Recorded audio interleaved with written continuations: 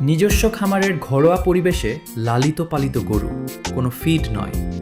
দেশি ও প্রাকৃতিক খাবারেই বড় করা এই গরুটি সম্পূর্ণ কালো রঙের, দেখতে অত্যন্ত স্বাস্থ্যবান ও শক্ত সমর্থ। গরুটির চাহনি খুবই আকর্ষণীয়, এক কথায় বাঘের মতো তীক্ষ্ণ ও দৃষ্টিনন্দন। গরুটির শরীর সামনে থেকে পেছন পর্যন্ত একেবারে সমান এবং মাংসে ভরপুর।